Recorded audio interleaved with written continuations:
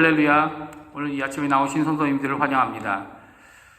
오늘 아침에도 하나님 앞에 합심하여 기도하는 귀중한 시간 되시기 바랍니다. 다 같이 사도신경으로 신앙 고백하시면서 2020년 5월 26일 화요일 아침 기도회를 하나님께 드리겠습니다. 전능하사 천지를 만드신 하나님 아버지를 내가 믿사오며 그 외아들 우리 주 예수 그리스도를 믿사오니 이는 성령으로 잉태하사 동정녀 마리아에게 나시고 본디오 빌라도에게 고난을 받으사 십자가에 못 박혀 죽으시고 장사한 지 4일 만에 죽은 자 가운데서 다시 살아나시며 하늘에 오르사 전능하신 하나님 우편에 앉아 계시다가 저리로 서서 자와 죽은 자를 심판하러 오시리라. 성령을 믿사오며 거룩한 공예와 성도가 서로 교통하는 것과 죄를 사하여 주시는 것과 몸이 다시 사는 것과 영원히 사는 것을 믿사옵나이다. 아멘. 우리 찬송가 569장 선한 목자 되신 우리 주 함께 하나님께 찬양하겠습니다. 통일 찬송가는 442장입니다.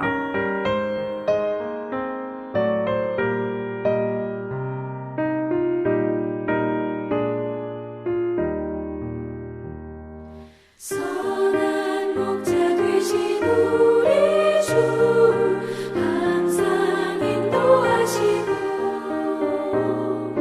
푸른 풀밭 좋은 곳에서 우리 먹여주소서.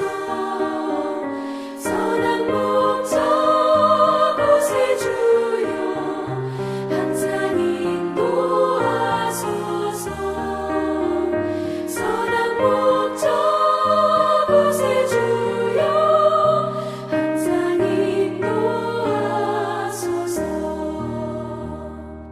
양의 문이 되신 예수여 우리 영접하시고 길을 잃은 양의 무리를 항상 인도하소서. 선한 목자 곳에 주여 기도 들어주소서. 선한 목자 곳에 주여 기도 들어주소서.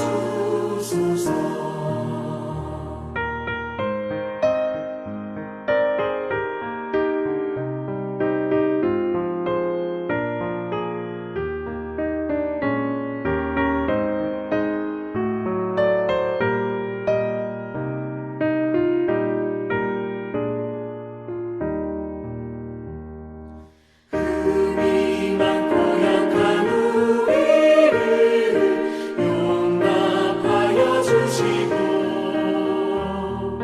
주의 넓고 크신 은혜로 자유 얻게 하셨네. 선한 목자 곳에 주여 지금 나아갑니다. 선한 목자 곳에 주여 지금 나아갑니다. 일찍 주의 뜻을 따라서 살아가게 하시고 주의 크신 사랑 베푸사 날아가게 하소서. 선한 목자 곳에 주여 항상 인도하소서.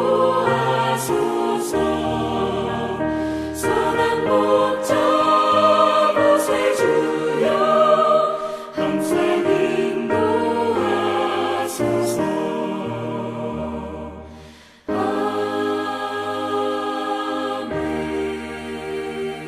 아멘. 오늘 이 아침에 함께 기도하실 때 세 가지 기도 제목으로 함께 합심하여 기도하기 원합니다. 첫 번째로 교회와 성도님들을 위해 기도해 주십시오. 중직자들과 교육자들, 돕는 선교사들, 당회와 위원회들, 전도회들, 교회학교 각 부서들, 특별히 예배의 회복을 위해 기도해 주시는 이 아침 되시기를 간절히 축원드립니다. 교회에 연로하신 어른들과 병중에 계신 분들과 여러 모양으로 어려우신 분들을 위해 기도해 주시고요. 특별히 강혜지 어린이를 위해 기도해 주십시오.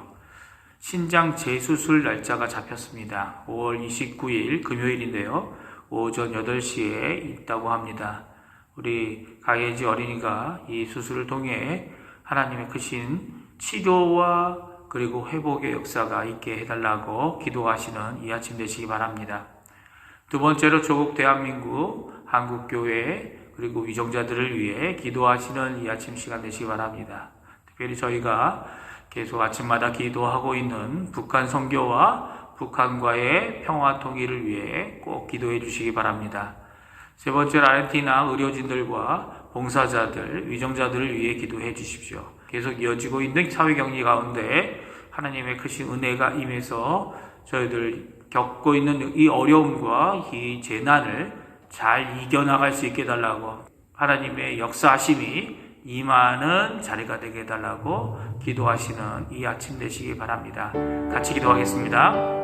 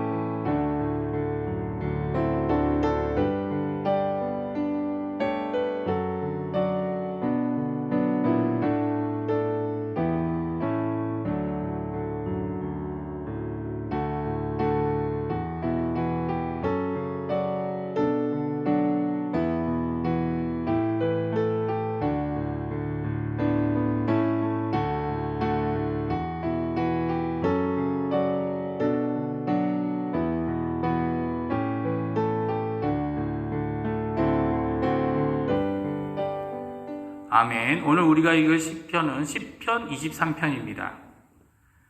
제가 갖고 있는 성경으로는 구약성경 818페이지에 있습니다. 다 찾은 줄 알고 같이 읽겠습니다. 여호와는 나의 목자시니 내게 부족함이 없으리로다. 그가 나를 푸른 풀밭에 누이시며 쉴만한 물가로 인도하시는도다. 내 영혼을 소생시키시고 자기의 이름을 위하여 의의 길로 인도하시는도다.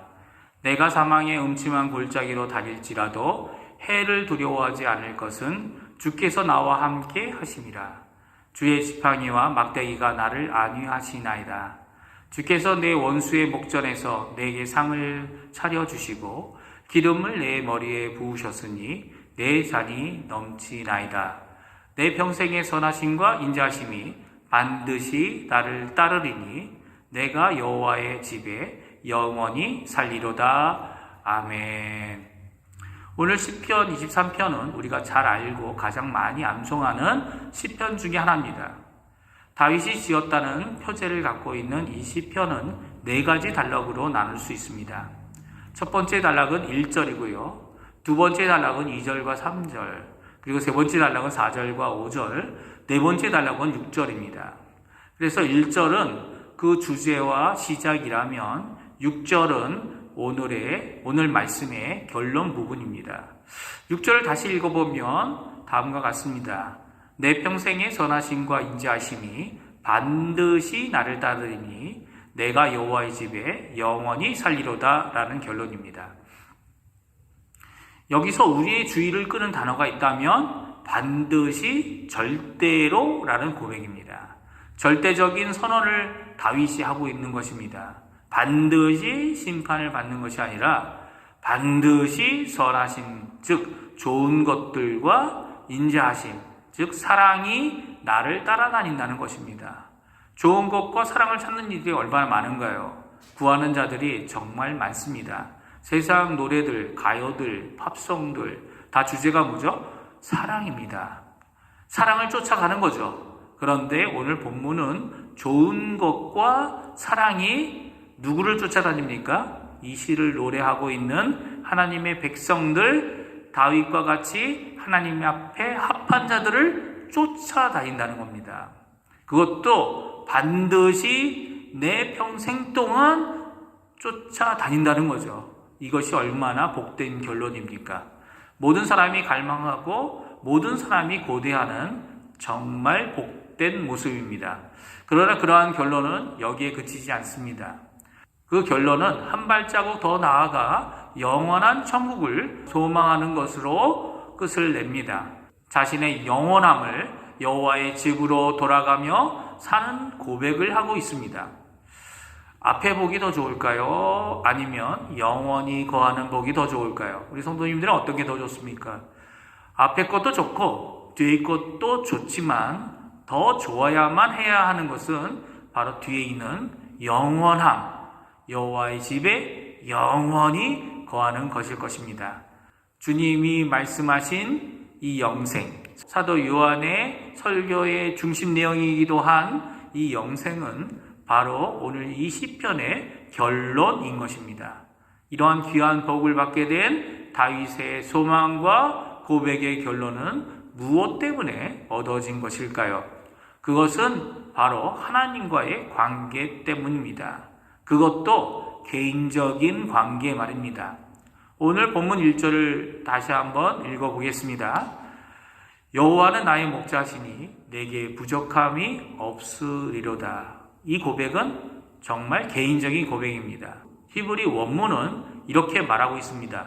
여호와, 그는 나를 목양하시는 분, 나는 부족하지 않다라고 말합니다. 이 말은 다윗 자신이 선언하고 있는 부족하지 않는 만족과 충족의 상태를 말하고 있습니다. 특히 여호와 하나님의 목자라는 이 명칭을 명사, 그러니까 목자라는 단어를 사용하지 않고 목양하고 있는 분이라고 하여 동명사를 사용하여 고백한 것은 목자라는 명칭만을 강조하는 것이 아니라 그분이 하고 계시는 사역에 초점을 맞추어 고백하고 있는 것을 우리가 알 수 있습니다. 그래서 이 목양하는 모습, 이 목자로서 양을 치시는 하나님의 모습을 그 다음 단락인 2절에서 3절에 잘 표현해주고 있습니다. 단 한마디로 말씀드리면 인도하심입니다. 2절에 그려지고 있는 그림을 보십시오. 푸른 풀밭들과 쉼의 물들, 매번 좋은 것을 주려고 또 그곳에 가려고 인도하심이 그림의 언어로 표현되고 있다면 3절은 영적이고 신앙적인 면에서 이런 것들을 표현하고 그 해답을 찾고 있습니다. 그 해답은 나의 영혼을 소생시켜 주는 분이 바로 여호와 하나님이시라는 것입니다. 영혼이라는 히브리어는 생명, 기력 이런 것으로도 번역이 가능합니다. 그렇다면 나의 영혼을 소생시키는 분은 나의 생명과 나의 기력도 회복하시는 분이라고 고백하고 있는 것이죠. 또한 우리의 신앙적인 의의 길로 인도하신다고 말씀해주고 계십니다. 불의로 가는 길은 자신의 욕심을 따르는 죄악의 길이겠지만 의의 길은 하나님의 인도함을 받는 것이고 바로 하나님의 이름을 위하여 그리고 그로 인하여 의의 삶을 살게 되는 것입니다. 오늘 이런 귀중한 하나님의 인도하심을 받는 우리 중앙교회 성도님들 되시기를 간절히 축원드립니다. 목자이신 하나님은 오늘도 우리를 이렇게 풍성함과 쉼으로 우리의 필요를 채워주실 뿐만 아니라 회복하심과 의의 길로 영적으로 인도해 주십니다. 4절과 5절은 은혜의 최고의 삶이 바로 부족함 없는 삶인 것을 우리에게 보여주고 계십니다. 4절은 다시 그림의 언어로 표현하고 있는데요. 사망의 음침한 골짜기를 다닐지라도 그 어떤 악이라도 나는 두려워하지 않을 것인데 그것은 주의 지팡이, 주의 막대기가 나를 만족하게 하기 때문이라고 말씀해주고 계십니다. 이러한 은혜의 순간은 바로 사망의 어둠의 골짜기에 있어도 얻을 수 있다라고 다윗은 고백합니다. 왜냐하면 은혜, 즉 하나님의 은총이 0%가 되는 장소는 이 창조하신 이 자연 가운데 아무데도 없기 때문입니다.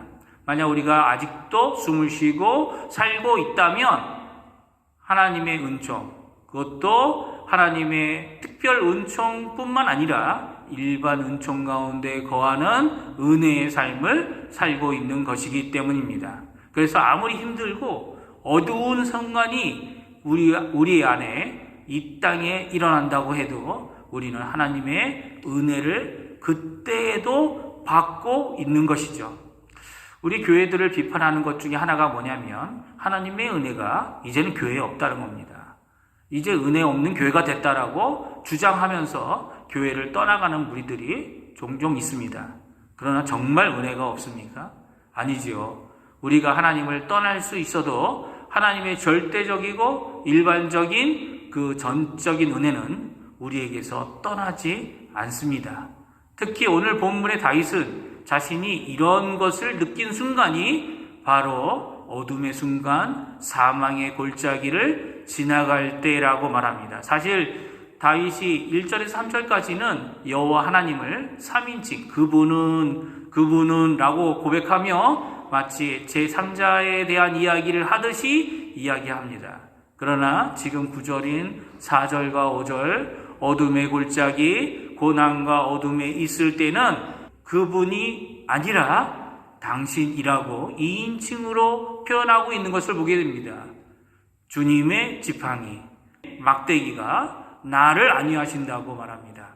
왜냐하면 당신이 나와 함께 하시기 때문입니다. 왜냐하면 주님이 지금 내 앞에 나와 함께 하시기 때문입니다.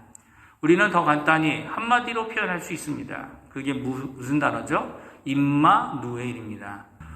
오늘 우리의 기도를 들어주시는 그 주님, 우리의 머리에 기름을 부으시며 나의 잔을 넘치게 하시는 그 풍성함과 은혜의 자리로 인도하시는 그 주님을 고백하고 있는 이 다윗의 시편과 같이 오늘도 주님의 인도하심, 주님의 동행하심, 주님의 역사를 함께 누리는 우리 중앙교회 성도님들 되시기를 간절히 축원드립니다.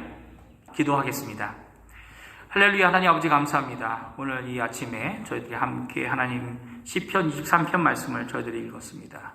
하나님이 만나주시고 붙들어주시고 은혜 주심을 너무나도 감사드립니다. 그런데 이 은혜 주심을 저희뿐만 아니라 주님을 알지 못하는 많은 사람들에게 전할 수 있는 믿음과 용기를 하나님 허락하여 주시고 오늘 저희의 기쁨과 저희의 평화와 저희가 하나님으로부터 받게 되는 놀라운 은혜로 인해 많은 사람들이 죽게 돌아오는 또 다윗과 같이 하나님을 인정하고 고백하는 저희가 될 수 있도록 주님 역사하여 주시옵소서. 오늘 하루도 주님께 맡깁니다. 우리의 눈엔 보이지 않지만 우리의 모든 것을 인도하시고 은혜 베풀어 주시고 함께 해주시는 그 하나님을 믿음으로 고백하며 하나님께 영광을 돌리는 귀한 삶이 될 수 있도록 주님 역사하여 주시옵소서. 감사드리며 예수님의 이름으로 간절히 기도하옵나이다. 아멘. 하늘에 계신 우리 아버지여, 이름이 거룩히 여김을 받으시오며 나라가 임하시오며 뜻이 하늘에서 이루어진 것 같이 땅에서도 이루어지이다. 오늘 우리에게 일용할 양식을 주시옵고 우리가 우리에게 죄 지은 자를 사하여 준 것 같이 우리 죄를 사하여 주시옵고 우리를 시험에 들게 하지 마시옵고 다만 악에서 구하시옵소서. 나라와 권세와 영광이 아버지께 영원히 있사옵나이다. 아멘.